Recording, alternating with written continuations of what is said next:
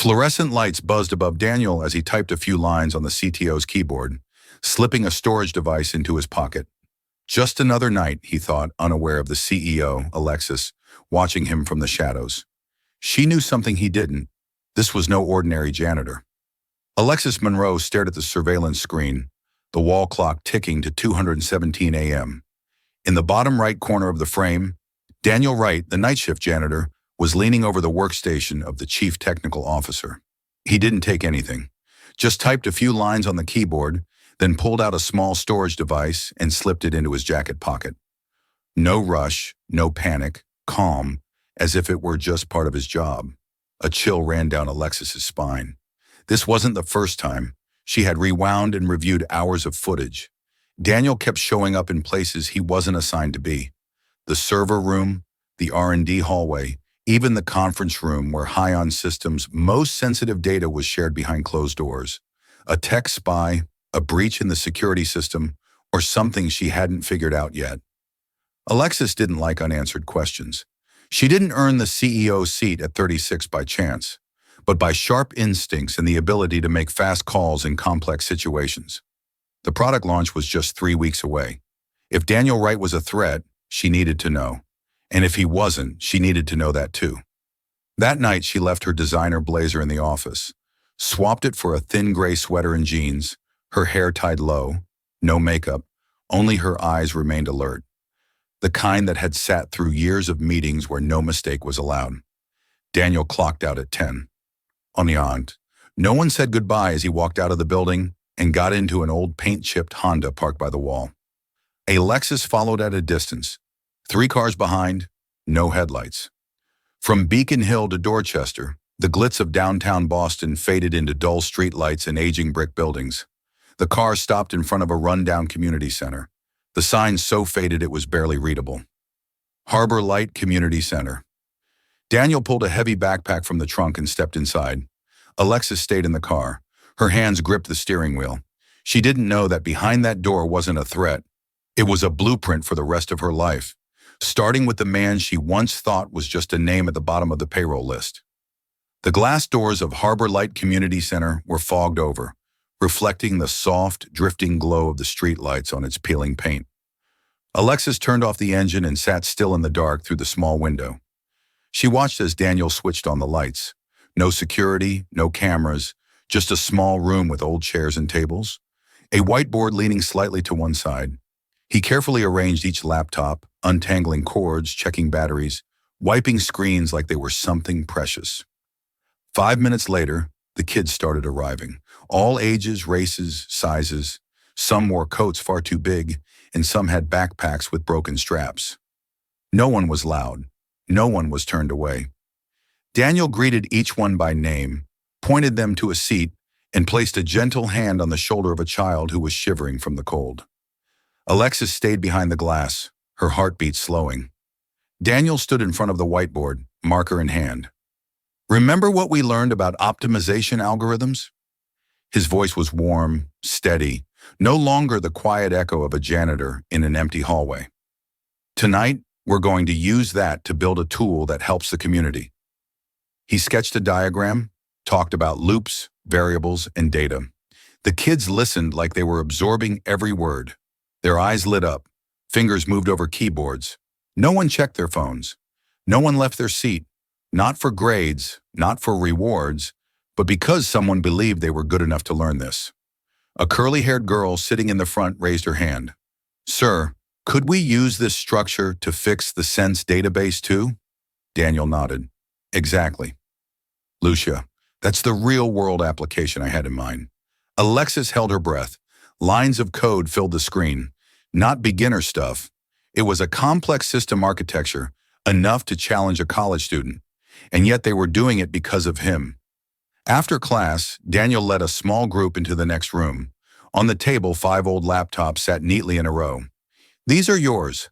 They already have the learning and coding programs installed.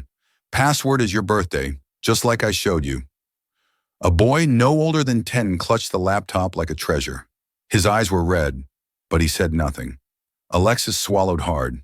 In her mind, the surveillance footage, the moments Daniel touched company computers, those quiet glances, It all replayed like a film edited in the wrong order.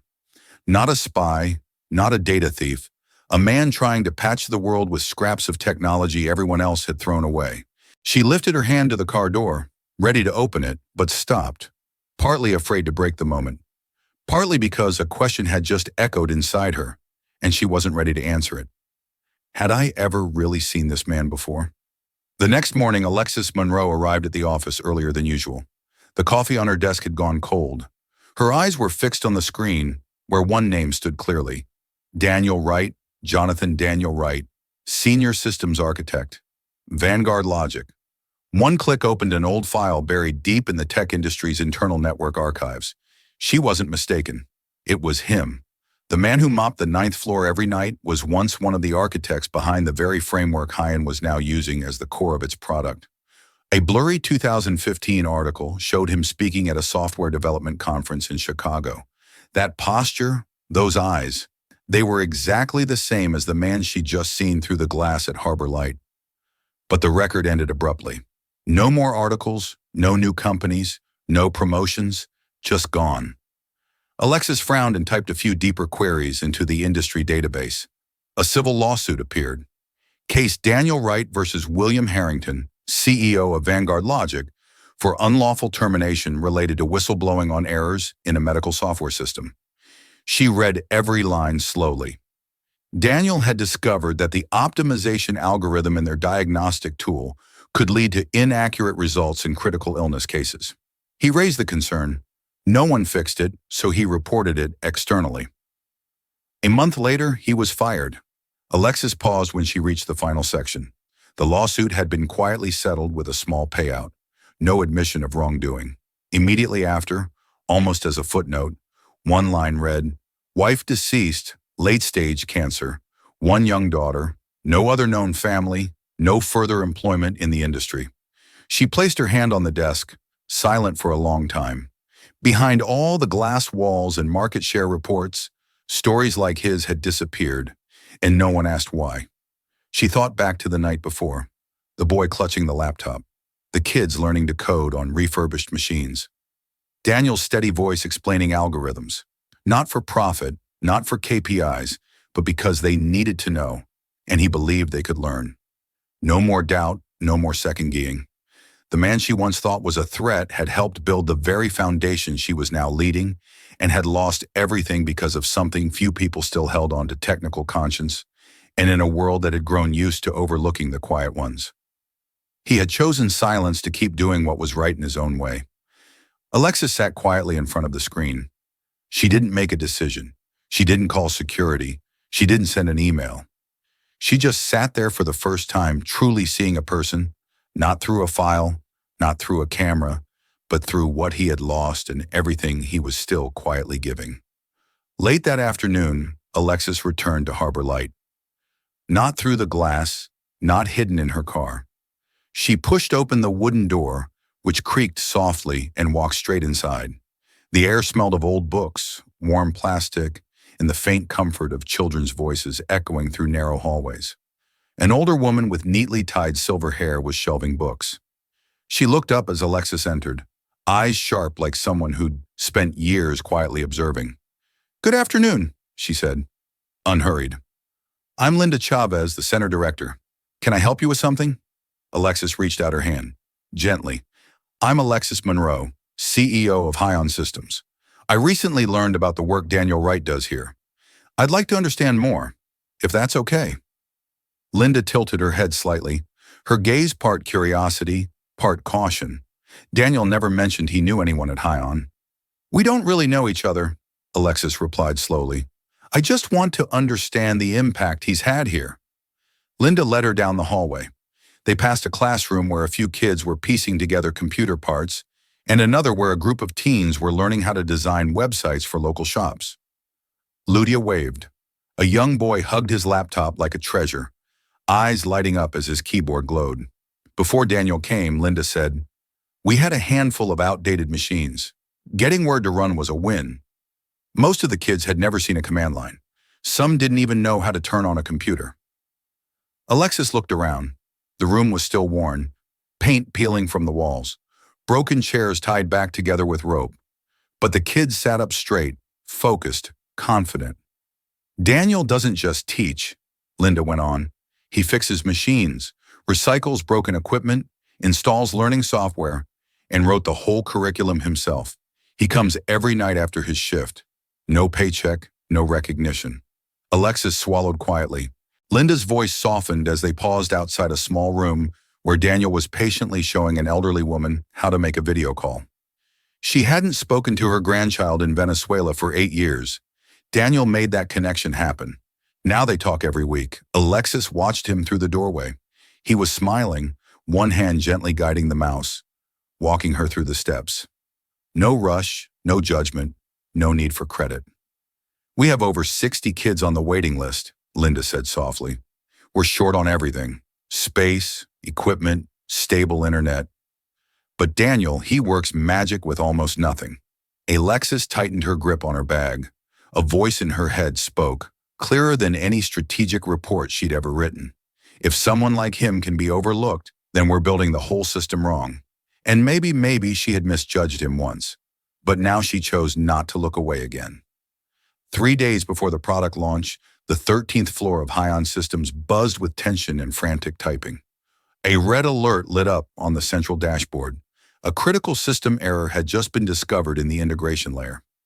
One that could crash the entire platform once it scaled to real-world user volume. An emergency meeting was called. The conference room was packed. Everyone was talking. No one was listening. Solutions were thrown out one after another. Too risky, too slow. Months to implement. Alexis Monroe sat quietly, clutching a folder, eyes fixed on the hallway where a familiar figure was silently wiping down the glass wall outside. Daniel Wright. He never looked into the room but through the reflection in the glass. Alexis saw his eyes focused, calm, as if reading the language of crisis.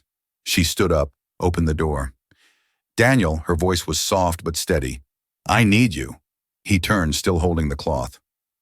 "What can I do?" "There's a flaw in the framework," she said plainly.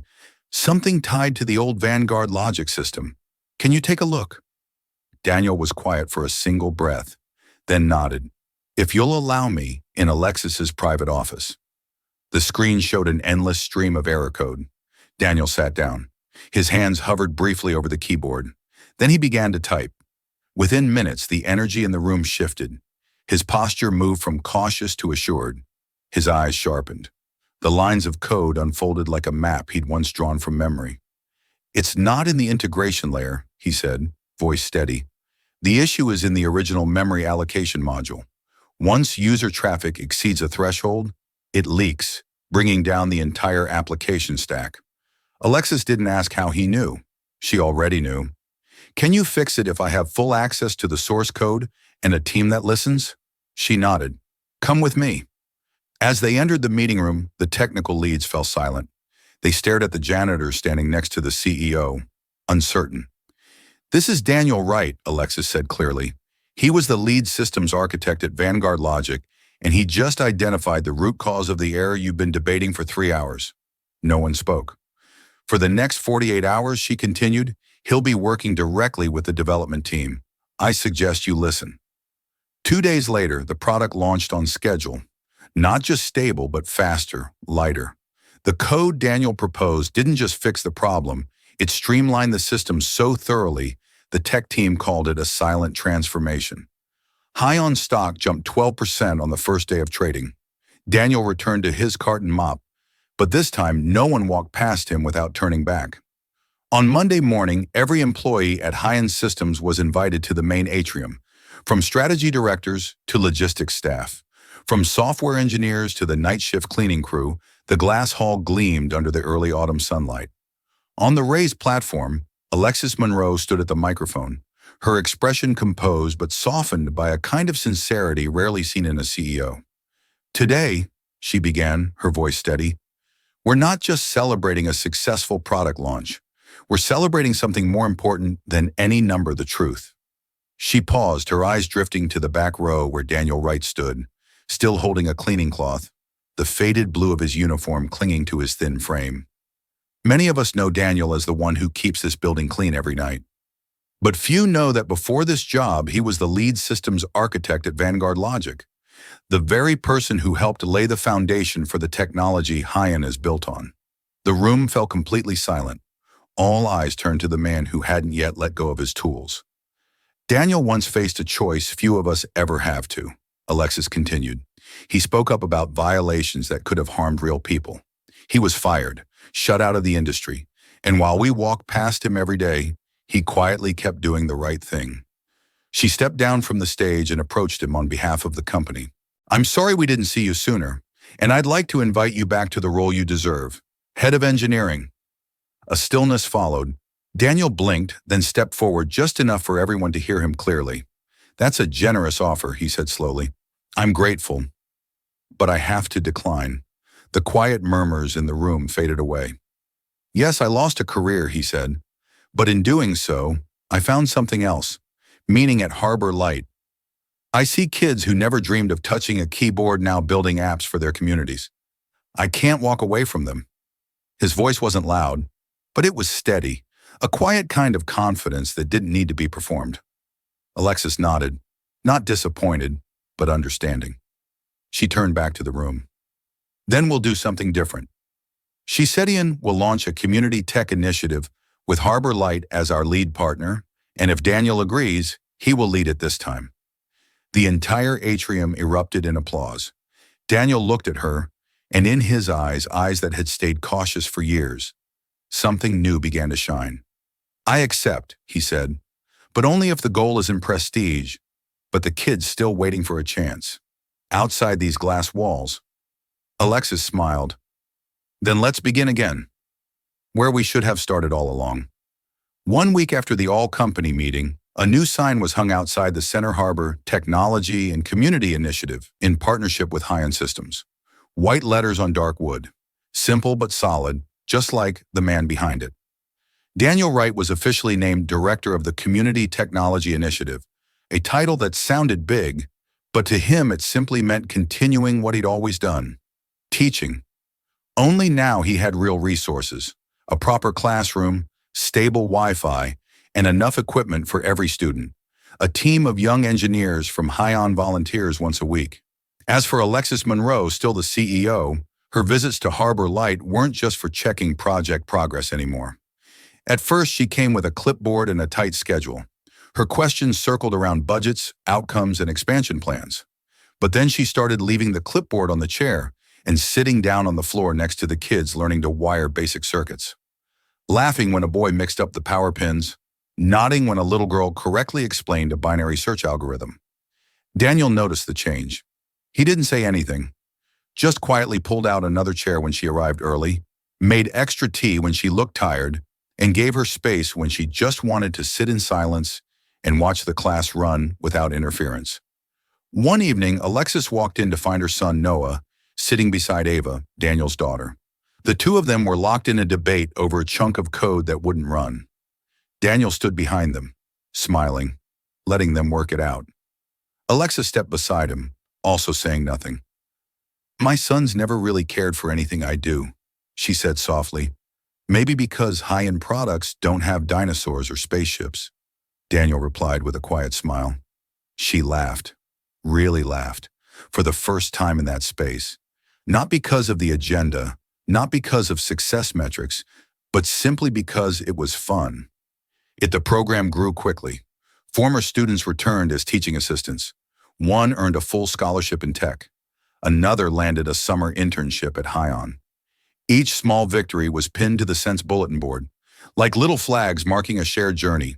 And in the midst of it all, Alexis realized something simple but profound. She hadn't come here just to build a program. She came to touch something she'd long forgotten on her climb to the top. Life, truth, and one man without a title who could change an entire world just by showing up with patience and hands that knew exactly where to place their care. Noah and Ava quickly became inseparable in class. They sat side by side coding together, giggling when a line of code failed, but produced something hilariously unexpected. Outside class, they competed to see who could wire a circuit faster, whose robot could travel farther. Neither gave in easily, but when it mattered, both knew when to reach out first. For the first time, Alexis saw her son willingly stay behind after class, showing his friend how to fix a programming logic error, not for a grade, but because he wanted to stay just a little longer, be a little closer to Ava, and she too began staying a little longer after lessons. Daniel often invited the two of them to stay for a simple dinner with him and Ava. No white tablecloths, no flickering candles like the charity galas Alexis used to attend. Just pasta cooked just right, crispy toast and an old wooden table big enough for four. In the small kitchen, Ava and Noah argued over who got to wash the dishes. Alexis sliced fruit. Daniel brewed tea. Everything felt still for the first time in years. She realized what it meant to sit next to someone without needing to say much, without having to hold up an image. Daniel didn't ask her about next quarter's strategy. She didn't ask him about old wounds, but between them was a quiet kind of understanding that words couldn't quite reach. One evening, as Noah and Ava ran off to the garden behind the center, Alexis and Daniel sat together on the wooden steps. The sunset fell softly across the tiled roofs, and the dry trees whispering in the wind. "There was a time," Daniel said quietly, "I thought I'd never feel this again. Family, laughter, a full dinner table." She stayed silent, then answered, "I thought I'd never trust anyone enough to sit still without checking the time." He looked at her, not rushing, not reading her, just looked like he was seeing her for the first time. Not the CEO, not the person who signed off on budgets, but a mother learning how to sit still again in a world she thought had broken. From evening lessons came shared dinners. From dinners came late nights cleaning up, school trips together, quiet moments watching their kids grow into each other, bit by bit, and somewhere between the clinking of dishes, a question about binary division, and a glance held just long enough. Something began to take root. It didn't need a name, it just needed to stay. The December board meeting was held in the glass-walled room on the 25th floor, where Boston drifted in the distance beyond the cold window panes. On the table were quarterly reports, profit charts, and a line of red ink notes. Reevaluate budget for Harbor Light Community Initiative. Alexis Monroe sat still as the first question came from an older shareholder, his voice low and steady. "Are we investing too heavily in a program with no clear return?" A CFO followed up. "The immediate impact isn't measurable. Equipment, staffing, engineer hours. It's all pulling resources away from our core product." Alexis folded her hands in front of her, still gazing out the glass. Then she turned back. "I understand your concerns," she began, her voice low but firm. "We work in a world that measures everything in numbers, but some values don't show up in spreadsheets, at least not right away." She pressed a button. The large screen behind her lit up with images, Ava and Noah beaming in front of a classroom, a group of students presenting an app designed for the elderly, a boy who once didn't know how to power on a computer, now interning at Hyon as a software tester. "Harborite isn't just charity," Alexis continued. "It's an investment in overlooked talent, the kind the current system routinely leaves behind." A board member cut in. "But the cost. Jack Miller once wrote the framework Hyon is built on," she said, eyes locked on him. "And because we didn't see him, he ended up mopping the floors of the very building, running his code." The room fell silent. "We cannot let that happen again. If we don't make it a point to look, to open the door, we'll keep losing the people who should have been with us from the start." She paused, then added quieter, but unwavering. "I'm not just defending Daniel Wright. I'm defending a vision for a different Hyon, a company that sees value before the world catches on. And if anyone still has doubts, look at the spike in brand recognition, the surge in community applications, and the 17 students we've now brought into our internship program." She sat down. There was nothing more to say. Silence held for a few seconds, then a few nods and a final word from the board chair. "Proceed, but keep it closely reported. This clearly qualifies as an investment worth watching." After the meeting, Daniel was waiting in the hallway. He didn't need to ask anything. He simply said quietly, "You don't have to fight for me." She answered without looking at him, eyes fixed on the skyline turning gold in the setting sun. "No, I'm fighting. For everyone who's never been allowed inside that room, one spring afternoon, Sunlight gently fell across the new tiled roof of Harbor Light. Strips of colorful paper flags fluttered in the breeze. Children laughed. Adults gathered around the small courtyard holding paper cups of coffee, their eyes carrying a quiet kind of pride. A freshly painted wooden sign hung above the new classroom, Wright Technology Lab engraved cleanly, simply like the man the room was named to honor. Daniel stood at the very back, his pale blue shirt neatly pressed, rarely worn. But today was different. Ava held his hand, her eyes fixed on the 3D printer working inside, a project her class had planned and assembled themselves. At the front, Alexa stepped up to the microphone. The wind played through her hair, but her gaze stayed steady. When we started this initiative, she said, people asked me why would a CEO, why would a tech company invest resources into an old community center on the edge of the city? I didn't answer right away, because sometimes it takes time to see what really matters. She looked toward the back of the courtyard where Daniel stood quietly in the crowd as always. Today the answer is in those eyes, lighting up inside that classroom, in the hands that once hesitated, now typing each line of code without fear, and in the people who were once seen as outsiders, now building the very foundation of the future. Applause followed, not loud or dramatic, just enough, like a quiet collective yes. After the ceremony, Alexa stepped down and made her way through the crowd to find Daniel. She spotted him helping Noah adjust a temperature sensor. Ava was beside them, guiding the younger kids on how to connect wires so they wouldn't come loose.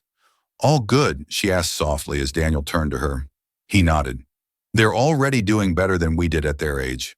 She laughed, not the laugh of a triumphant executive, but a soft exhale from someone who had finally found where they belonged. They walked together out into the yard where fresh grass was sprouting after the renovations. Noah and Ava were playing a relay race with new friends.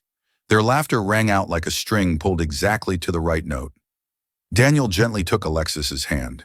He didn't ask. He didn't need to. She held his hand back. No longer CEO and employee, no longer executive and someone the industry had once pushed aside. Just two people who had once lost their way, now quietly redefining what it meant to lead. The old building now had a new look, but what truly changed wasn't the bricks or the upgraded equipment. It was the people. It was how a child was called by name, the right way. It was a hand extended not for business cards but in belief. This story doesn't end here, because some architectures, like some people, need time to reveal the full beauty of what they're made of. And at Harbor Light, that journey has only just begun. If you're still here, still listening, I believe this story has touched something in your heart, just like it did in mine as I wrote every word. Maybe like Alexis and Daniel.